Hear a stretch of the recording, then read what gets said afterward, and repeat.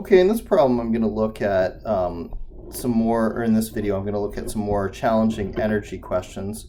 And again, for the grade 9 level, I'd say that these examples are going to go a little bit beyond what we would usually do.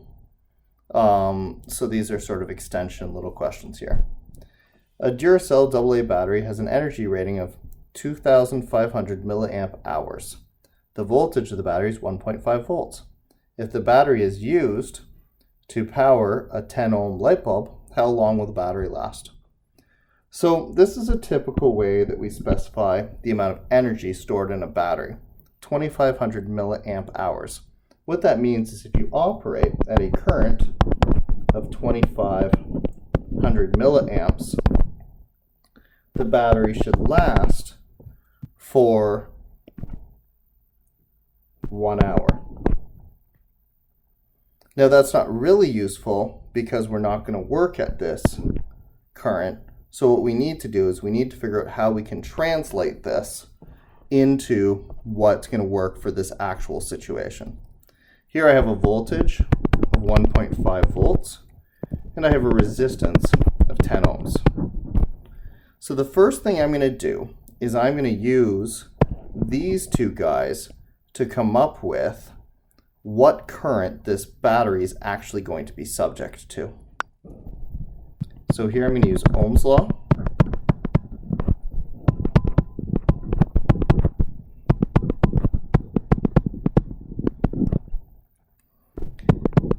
And since I'm dividing by 10 ohms to isolate for my current, I get a current of 0.15 amperes. So this is designed if I had my current times my time, that I would get 2,500 milliampere hours.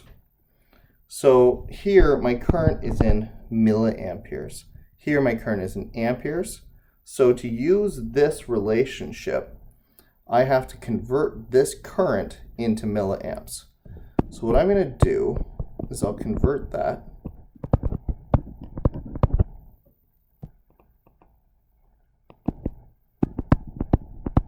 In 1 amp, there's 1,000 milliamps, just like 1 meter and a millimeter, or 1 meter, there's 1,000 millimeters.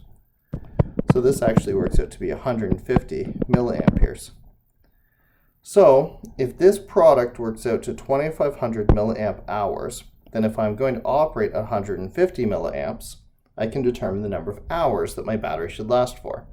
150 milliamps in my time, which is what I'm interested in. 2,500 milliamp hours. So I'll divide both sides by 150 milliamps to isolate for time.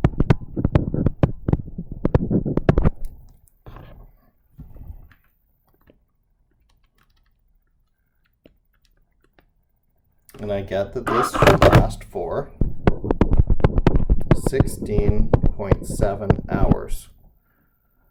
So that's sort of how you can handle, or how you can look at the energy rating that you might see on a battery that you're buying or something like that, because this is typically how it's rated. It's how much current it can supply for a certain period of time. So if you take your voltage and your resistance, you can figure out how much current you actually have, and then use this product to determine how many hours that should last for. All right, one more here. An LED bulb was designed to work at 5 watts of power when attached to a 120 volt source. What is the resistance of the LED bulb? So here I have a voltage of 120 volts. I have a power of 5 watts. And I'm interested in my resistance. Now I know you can find these if you look them up on the internet or whatever, but we don't currently have an equation that relates voltage, power, and resistance. So I'm going to, instead of making up a new equation, I'm just going to solve this step by step. So let's look at what equations we do have. For power, we know by definition that it's energy per unit time. We also know that it's current times voltage. Also, we know from Ohm's law that voltage is equal to current times resistance. So if I look at these guys, I can see that if I use this equation first as equation 1, I can get the current. And then once I have the current, if I use this equation as equation 2, I can use that to get the resistance. So I'm going to add to my unknown list that I want to know the current so that I can use V equals IR to get the resistance. So starting with 1, power is 5 watts. Current I don't know, but my voltage is 120 volts. Isolating for current.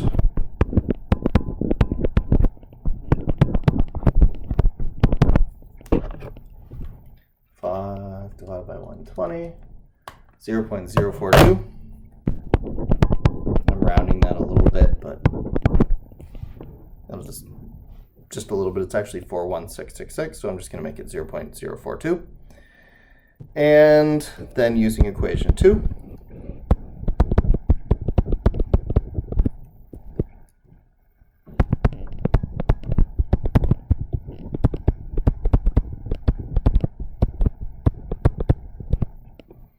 again, isolating for resistance.